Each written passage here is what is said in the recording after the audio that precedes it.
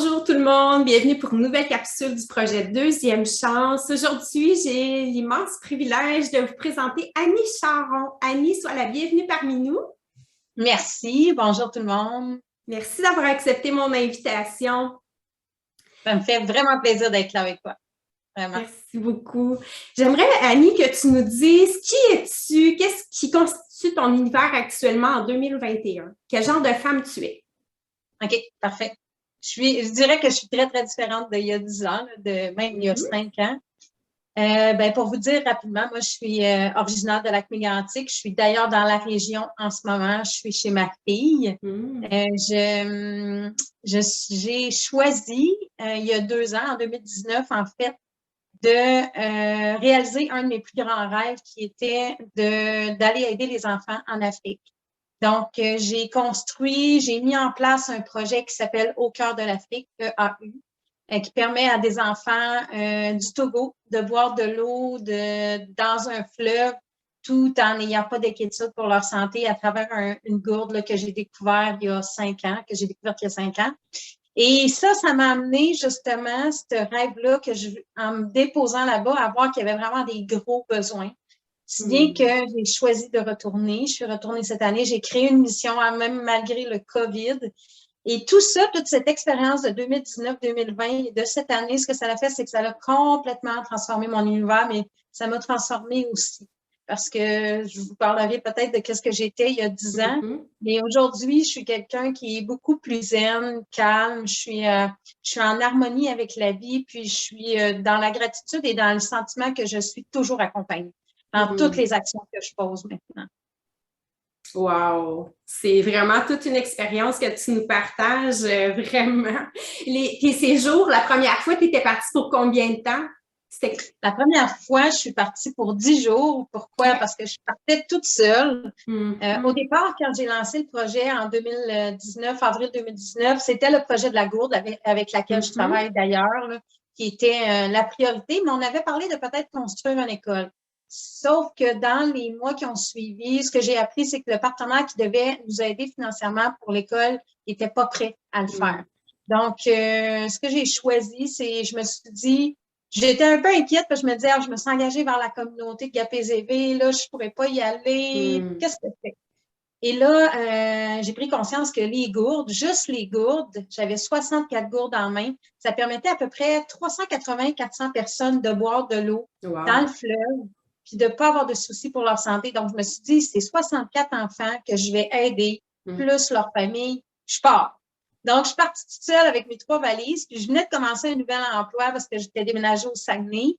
Et là, mon employeur, comme il ne pouvait pas me libérer beaucoup plus que 2 semaines, j'ai dit, je vais partir 10 jours, je vais revenir, je vais me déposer 1 ou 2 journées, puis après ça, je verrai qu'est-ce que je vais faire face à l'Afrique par la suite, selon mon expérience là-bas. Je trouve ça vraiment inspirant parce que parfois, on aurait des grands rêves, puis à cause de notre temps limité, à cause de nos contraintes, on s'empêche de foncer vers des rêves comme ça. Puis tu vois, toi, tu avais seulement 10 jours au départ, tu as quand même osé le faire. Je trouve ça vraiment fantastique puis très inspirant.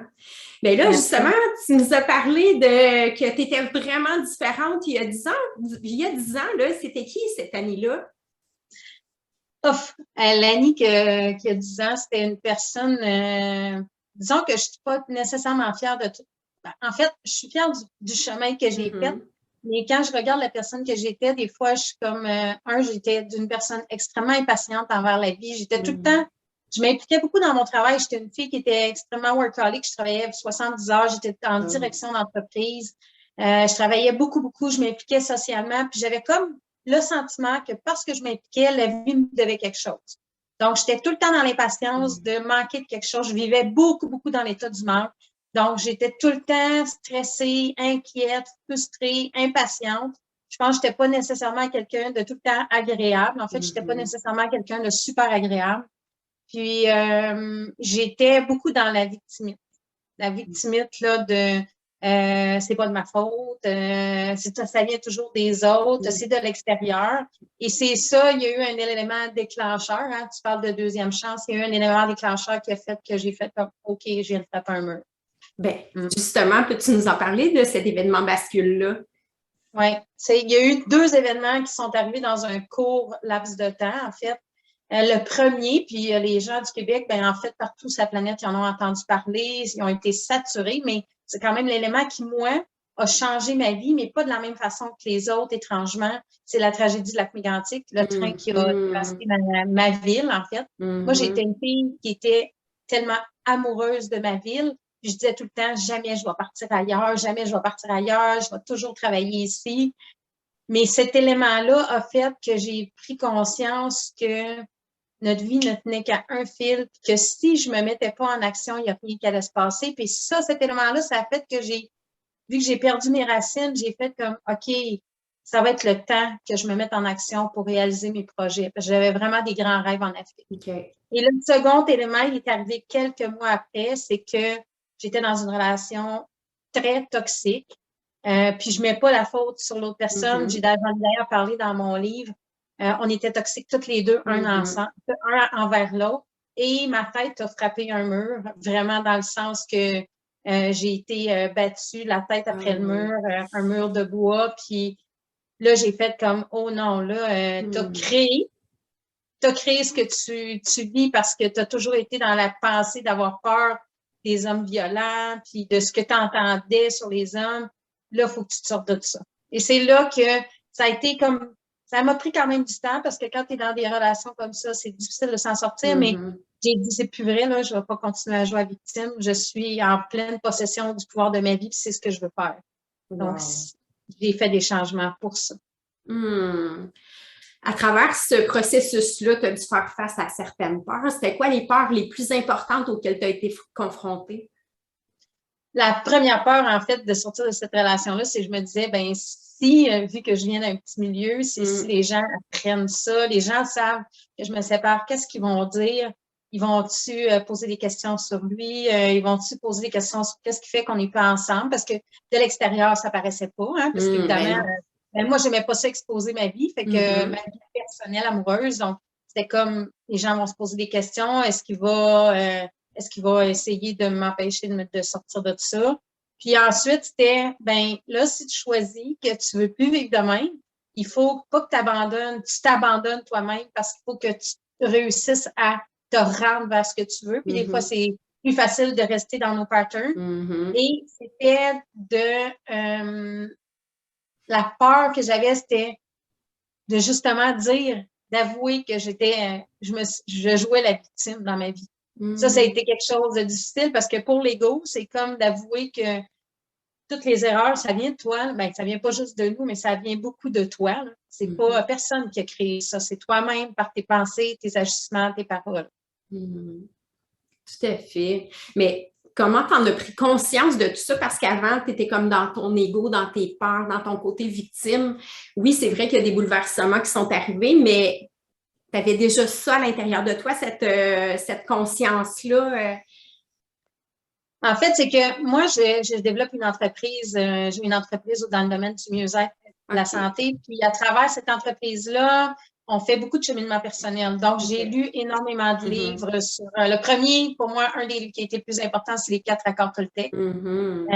Puis, à travers toutes ces années-là, je lisais, puis j'ai été accompagnée par des gens. Puis, il y a eu un élément qui a été vraiment important, c'était l'Académie Zéro Limite que j'ai faite avec Martin Latulippe, même si j'ai pas terminé ses coachings. J'ai un ami qui s'appelle Pierre Giguère, qui était dans le monde de l'édition à ce moment-là, avec qui je travaille aujourd'hui. J'ai l'honneur de travailler, qui me dit, Annie, je sais que dans ton entreprise, ça fonctionne pas autant que tu voudrais. J'aimerais ça te donner une opportunité. Va faire l'Académie Zéro Limite. Puis j'étais dans un moment de grosse dépression. Je voulais me sortir de cette relation-là. J'ai dit, j'ai pas les moyens, Pierre. Puis je suis psychologiquement pas intéressante pour personne parce que je suis pas intéressante pour moi non plus.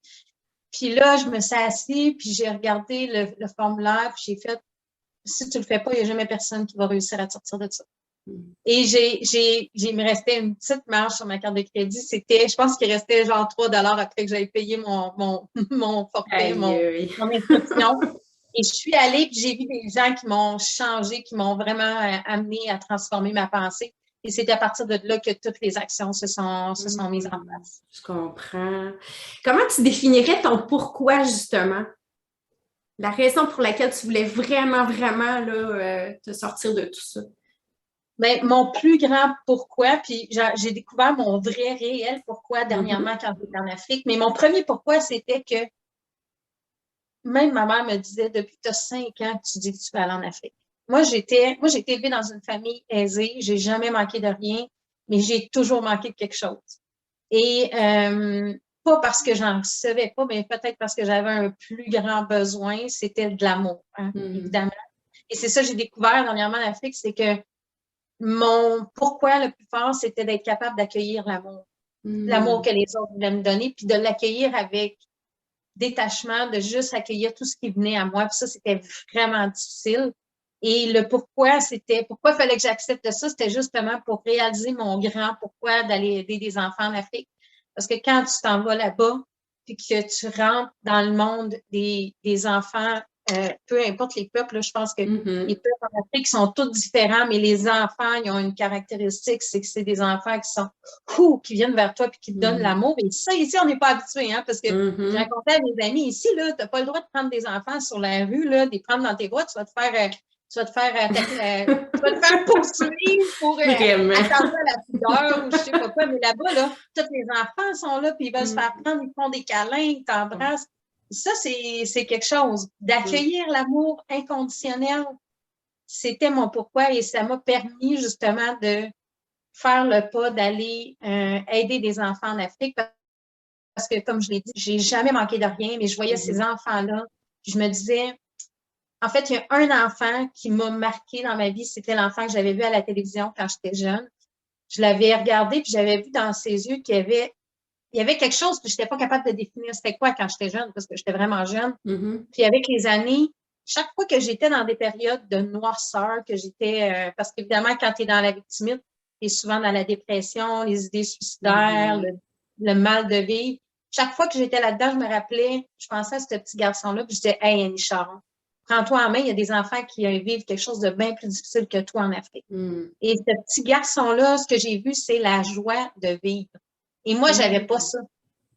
Et c'est ça que je voulais aller chercher pour ramener ça ici aussi. Puis, tu sais, c'est bien beau tout ça, là. Oui, ça a l'air facile à t'entendre. Je suis partie 10 jours, puis... Mais comment t'as fait pour... Tu sais, pour moi, en tant que tel, c'est un succès. Je considère ça comme un succès. À quoi t'attribues ton succès? À ma folie. Ma folie, sincèrement. Non, mais quand j'ai choisi, là, en 2018, j'ai quitté mon emploi de direction d'entreprise. Je me suis partie un peu en affaires au niveau des soins énergétiques. Je travaille avec l'antenne de l'échelle pour défaire les croyances limitantes avec les entrepreneurs, puis faire des nettoyages énergétiques, que les gens puissent se propulser. Puis j'ai commencé, mais la COVID est arrivée comme pas longtemps après, on s'entend. Mais j'avais tellement ce désir-là que moi, je suis quelqu'un qui a une grande foi. Ça, je pense que c'était mon plus grand élément toute ma vie. Et c'était quelque chose qui clashait beaucoup avec le Québec. C'est une des choses qui fait que je me reconnais beaucoup en Afrique, c'est que les gens ont une foi incroyable en la vie, en le fait qu'ils sont supportés à chaque instant. Et ça a été ma foi de dire, bon, si tu fais ça pour les enfants, tu fais ça avec ton cœur, là, tu manqueras jamais de rien. Mais j'avoue que ça n'a pas toujours été facile, là, parce que ayant vécu dans l'énergie du manque souvent, je peux te dire que j'en ai fait de l'angoisse de dire, j'arriverai pas, je vais manquer de ci, je vais manquer de ça. Puis finalement, là, j'ai jamais manqué de rien. Jamais. Tous les éléments, tout s'est placé dans mon chemin. Il y a des gens qui sont arrivés vers moi pour m'aider que je connaissais pas, qui venaient d'ailleurs. Tout est arrivé comme un cadeau sur un plateau d'argent par la vie, puis c'est juste merveilleux. Vraiment fantastique. À travers tout ça, là, qu'est-ce que tu dirais que c'est la plus belle chose que la vie t'enseigne? 2 choses, c'est la notion de temps, justement, OK? Parce que moi, je courais après mon temps, mais genre vraiment beaucoup. J'avais jamais le temps de rien faire, puis je faisais vraiment beaucoup, beaucoup de choses. Puis pendant que j'étais au Togo cette année en train de peinturer les murs de l'hôpital qu'on a rénové, je parlais avec un de mes amis un rastaman qui est très zen et extraordinaire. Puis je lui dis, c'est un grand artiste, et je lui dis, Anand, c'est quoi que tu reconnais dans tous les Québécois en général, puis qu'on pourrait améliorer, tu sais? Il dit, vous autres, les Québécois, là, puis c'est pas un reproche, il dit, je vous dis quelque chose, tu m'as demandé ce que je pense que vous pourriez améliorer. Il dit, vous autres, les Québécois, là, vous voulez faire plein d'affaires.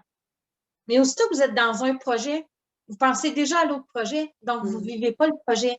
Puis ça vous fait perdre un temps considérable parce que l'énergie que vous devriez concentrer et l'amour sur ce que vous êtes en train de faire, vous la diluez. Là, j'ai fait. Il dit, prends par exemple, vous aviez envie de venir rénover un hôpital. Là, vous êtes toujours en train de demander c'est quoi qu'on va faire demain. C'est quand on, tu sais, notre avion, là, c'est quoi le test COVID? Puis, vous n'êtes jamais en train de vivre le moment présent. Puis là, j'ai fait, oh my God, c'est vraiment ça. Moi, j'ai toujours, ça fait 10 ans que je cherche le moment présent, puis je le cherche partout, je le trouve pas. Là, j'ai fait comme, OK, c'est pour ça que j'ai pas le temps de rien faire.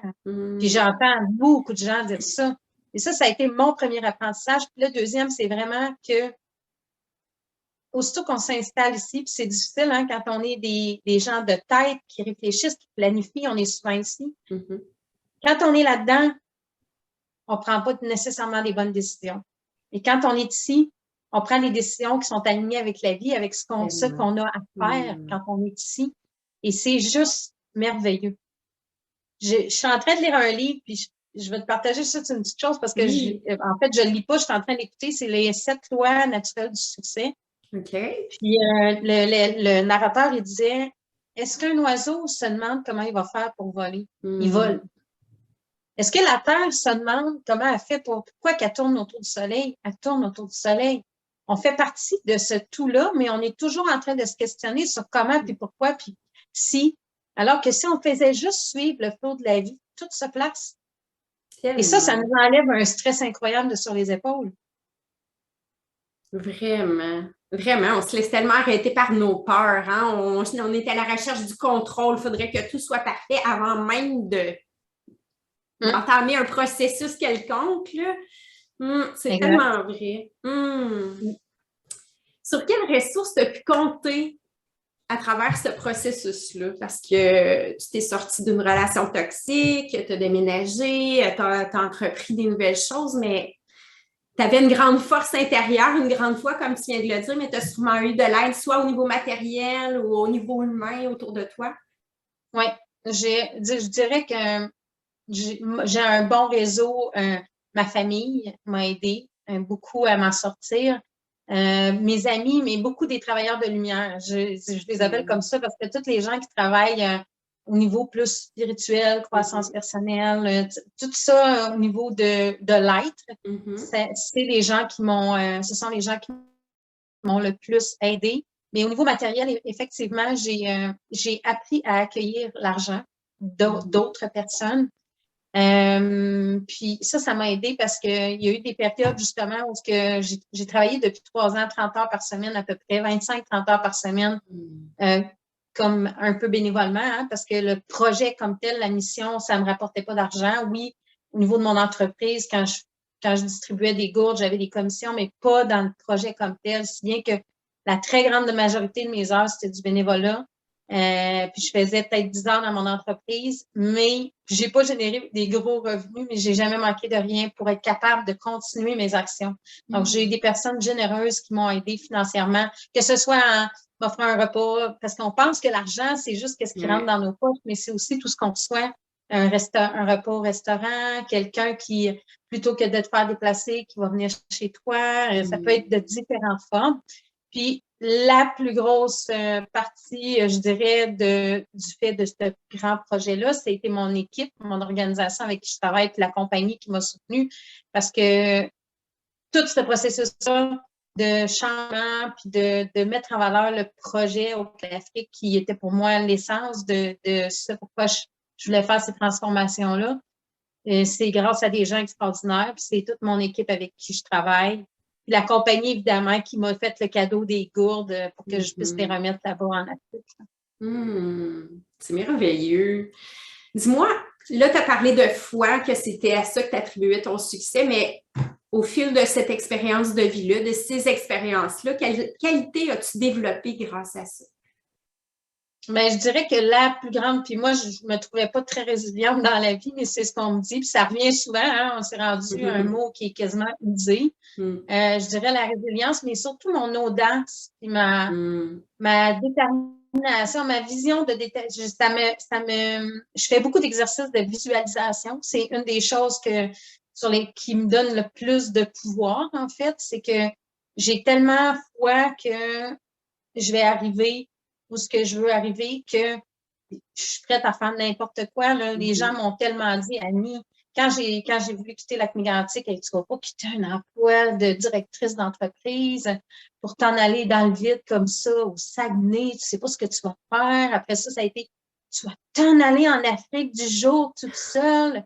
Mais mon amour de l'humain était tellement fort que c'était comme, moi, je pense, puis tout va se placer, puis je vais être toujours protégée parce que je le fais par amour pour l'humanité. Puis moi, je suis très croyante en Dieu. On a chacun nos croyances. Moi, je crois depuis des années, puis je prie, puis j'écoute de la musique pour m'inspirer, puis ça m'aide justement à foncer puis à continuer.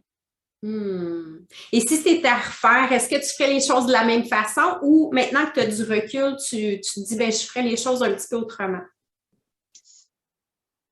C'est rare. Moi, je ne suis pas quelqu'un qui va avoir des regrets de ce que je fais. OK? J'essaie de jamais être dans le regret, puis je me dis tout le temps que tout arrive comme ça doit arriver, puis que c'était là pour me permettre d'être tout ce que je suis rendue aujourd'hui. Sauf que j'avoue que j'accepterais plus facilement l'aide.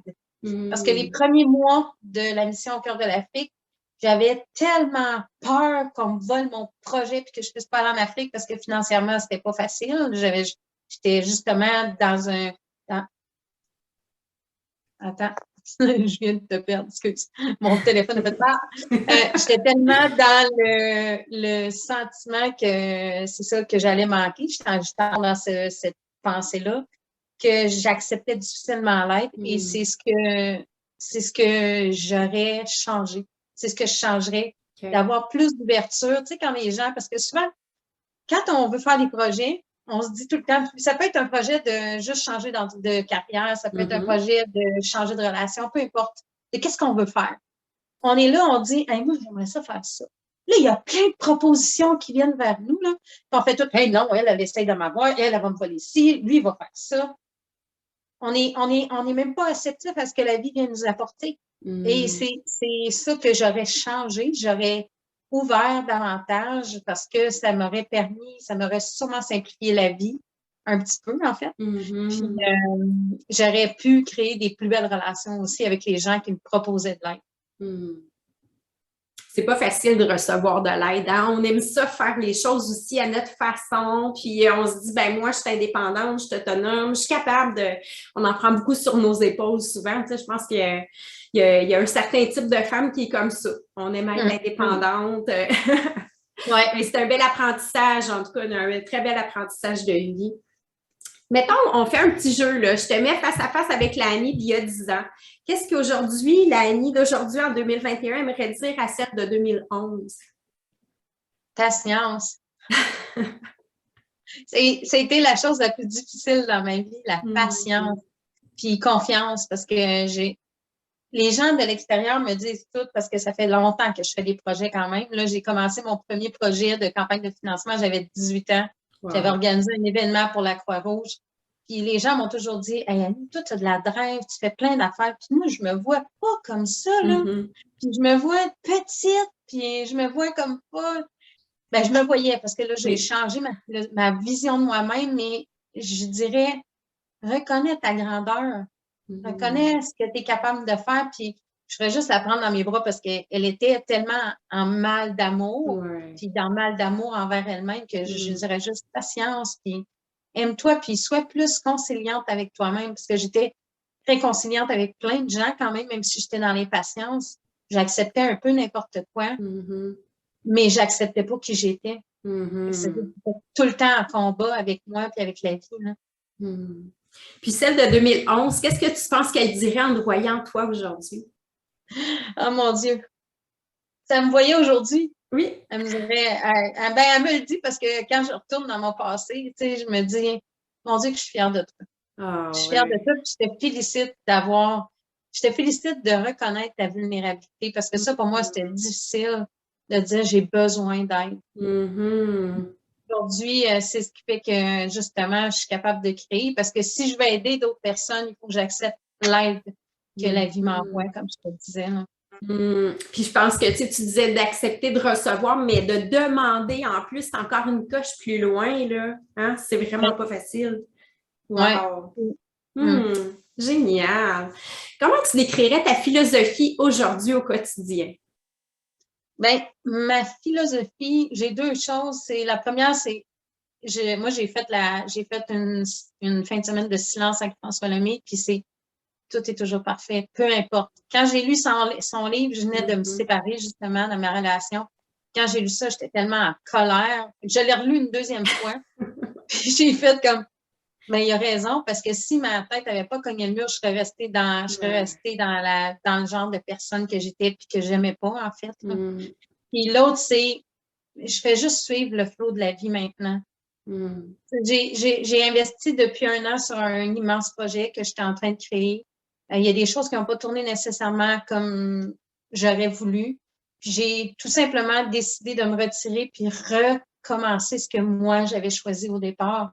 Parce que je me suis dit, si j'ai le pouvoir, la possibilité de faire ce que j'ai envie de faire. Donc, au lieu d'être dans la colère, la frustration, parce que j'en ai vécu de la colère, j'ai fait comme, OK, ben c'est juste qu'il faut que je lâche prise et que je continue mon chemin. Juste faire confiance à la vie maintenant, je suis le flow, puis ce qui va se passer doit se passer. Tout à fait. Là, tu as parlé de François Lemay, tu as parlé de l'Académie Zéro Limite aussi. As-tu des outils à partager aux femmes qui nous écouteraient aujourd'hui, des livres, mettons, qui ont été particulièrement marquants pour toi, des conférences auxquelles tu as assisté ou des formations qui ont été déterminantes dans ton parcours?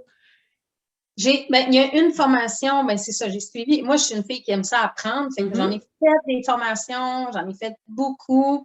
Là, je travaille avec l'équipe Limitless. La formation qu'on suit avec cette équipe-là, c'est extraordinaire. C'est quelque chose qui m'aide à grandir puis à voir mon potentiel, à prendre soin de ma santé, à mieux être à l'écoute des autres aussi. Mais il y a une formation puis j'essaie de pas trop vendre les formations en général parce qu'il y en a tellement, il y en a plein des tonnes qui sont extraordinaires. Une qui m'a vraiment aidée, c'est à travers, quand j'ai commencé au cœur de l'Afrique, c'est avec Proctor Gallagher, qui est l'Institut Proctor Gallagher, Livia Duguay, qui est une femme extraordinaire qui me guide encore aujourd'hui. Ça a été un élément qui m'a vraiment donné des outils extraordinaires pour me développer en tant que personne, puis mes projets. Mais le meilleur outil, en fait, que je dirais, c'est vraiment la visualisation, les gratitudes, puis être là dans le moment présent, pas obligé de faire 56 000. Moi, j'en fais du coaching, puis c'est sûr que je donne beaucoup d'outils, le yoga, la méditation au quotidien. Moi, je rêvais de tout ça, puis je n'étais jamais capable de rentrer ça dans mon quotidien parce que quand je méditais, j'avais l'impression que je perdais mon temps. Là, j'étais en Afrique pendant 3 mois. Des fois, il y a des journées, je méditais pendant 3 heures dans ma journée. Pas 3 heures en ligne, mais j'avais le temps de méditer 3 heures. Ça m'a aidé à juste ralentir. Et les livres que j'ai beaucoup aimés, il y a beaucoup de livres au niveau du développement d'entreprise que j'ai adoré, mais les livres que j'ai vraiment adorés, c'est les 7 décisions, le tableau de vie. Puis un livre que les gens, j'ai parlé tantôt des 4 accords Toltec. Un livre que moi, qui me suis chaque fois que j'ai besoin de prendre des décisions, puis les gens restent tout le temps surpris, c'est Le Petit Prince de Saint-Exupéry. Parce que pour être capable d'apprivoiser les autres, il faut être capable de s'apprivoiser soi-même avant. C'est vraiment un livre. Écoute, moi, il m'a suivi toute ma vie, fait qu'il commence à avoir presque plus les pages collées, mais les gens, ils disent, ah ouais, tu lis ça ouais, relis ça, tu vas comprendre bien les choses si tu lis. Tu lis vraiment le livre.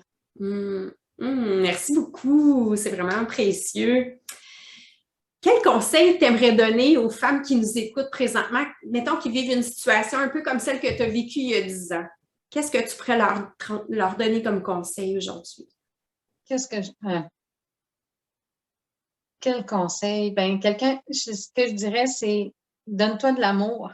Donne-toi de l'amour puis donne-toi la chance parce que tu sais qu'on est aujourd'hui les réflexions de nos pensées du passé. Donc, si tu veux créer quelque chose, tu as toutes les possibilités de le créer. Je viens de suivre le forum Landmark, toutes les formations. J'ai suivi 2 formations en fait du Landmark. Puis, j'ai compris que tant que j'ai pas d'intégrité et d'authenticité avec moi, puis que je ne crée pas la possibilité il n'y a rien qui va arriver. Donc, commencer par se donner de l'amour puis se dire qu'on mérite, puis d'être plus bienveillant avec soi-même, c'est la première des choses. Aller chercher accueillir aussi l'aide. Accueillir l'aide puis croire qu'on est capable de s'en sortir, puis que peut-être la première chose, c'est d'avouer qu'on joue la victime. Qu'on joue la victime de la vie.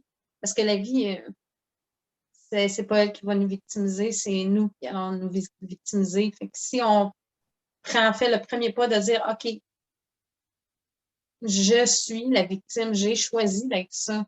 Qu'est-ce que je fais maintenant pour m'en sortir? Tout à fait. Oui, c'est très juste. Puis, tu sais, ça peut avoir été inconsciemment que j'ai fait ces choix-là, puis que j'ai joué à la victime. Hein. Souvent, c'est quand c'est comme un wake-up. C'est là qu'on prend conscience après que oui, c'est vrai, on a été comme co-créatrice. C'est pas juste de notre faute, mais on a été co-créatrice dans ça. Puis c'est pas coupable, on est responsable. Tu sais, de s'enlever le côté négatif de la victime.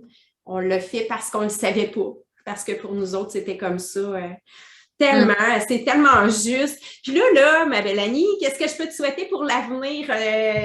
Tu as des projets, là, tu as dit que tu as écrit un livre aussi. Peux-tu nous partager tout ça? Qu'est-ce que je peux te souhaiter pour les prochaines années? En fait, j'ai écrit un livre en 2018. C'est Réveille-toi, tu dérailles. C'est justement un wake-up call, tu sais, de ne pas attendre de taper un mur. Puis ça a été quoi mes murs, moi, que j'ai eu dans ma vie qui m'ont amené à transformer ma relation avec moi et avec la vie. Et qu'est-ce que tu peux me souhaiter? Juste la concrétisation de ce qui s'en vient parce que je retourne au Togo le 5 ou le 6 décembre. Je repars pour m'installer vraiment là-bas. C'est pour ça que je suis en train de fermer le livre de mon passé. Je suis venue voir ma fille et mes petites filles aussi de ma famille, mais au-delà de ça, c'est que je veux être capable de me concentrer sur mon moment présent parce que je suis en train de mettre en place un projet pour construire un centre, ouvrir un centre d'hébergement et de développement pour aider plus de communautés, puis accueillir les gens chez nous, dans le fond, dans notre centre pour faire vivre une expérience de croissance personnelle, d'entraide, mais aussi tout au niveau de la culture togolaise, les danses, la musique, la nourriture, puis découvrir cet extraordinaire pays-là. Donc, c'est ça mon projet actuel de créer ça pour aider, parce que des fois, il y a des gens qui me disent « Oui, Mani, il y a tellement de besoins ici, mais j'ai travaillé beaucoup ici, puis il y en a des besoins, mais il y a beaucoup d'organismes, il y a beaucoup de services en place. » Puis quand on va aider là-bas, là, il y a des gens qui me disent « Ouais, mais un hôpital dans le fond du bois, avec Gapé-Pézy, c'est loin, ça. » Oui, mais tu sais jamais si quelqu'un, mettons, du Québec vient faire de l'aide, de la coopération internationale, ou quelqu'un qui vient du Togo, qui est au Québec, qui s'en va visiter sa famille, qui tombe malade, puis qui doit aller se faire soigner dans ce centre-là, ben, en fait, l'impact que ça peut avoir au niveau de sa famille ici, puis de l'entreprise qui l'engage, puis de ses amis. Donc, quand tu fais un geste quelque part, ça touche toute la planète, ça touche toute l'humanité. C'est pas juste un pays, là. Mais non, puis en plus, c'est ton appel de ton âme à toi. Oui, exact. C'est pas justifiable, ça, c'est ton appel, c'est ton élan. Donc, go, hey, je te le souhaite de tout cœur. Je te souhaite des merveilleuses années. Je te souhaite plein de bonheur. Tu es resplendissante. On voit que tu es bien, tu es grandée. Ben, continue sur cette voie-là. Tu es vraiment sur la voie de ton cœur. Merci de m'avoir donné le temps de t'en parler parce que ça fait pas longtemps qu'on se connaît. Puis j'espère que ça va inspirer les gens à faire un pas dans leur vie, de dire go, j'y vais. Puis s'il y a des gens qui ont des questions, parce que tu sais, des fois, quand on est justement dans les emplois, des entreprises qui font qu'on a, tu sais, on a une sécurité financière, en fait, on croit qu'on a une sécurité financière. On a une sécurité financière, on a plein d'engagements. On pense qu'on peut pas faire d'autres choses. C'est pas vrai. C'est pas vrai. J'en suis la preuve vivante. Tout à fait. Hey, merci mille fois de nous avoir accordé cette belle perle de sagesse-là. Puis je te souhaite bonne chance. Puis je te dis à bientôt. Merci beaucoup, Isabelle. Bonjour à tout le monde. Bonjour.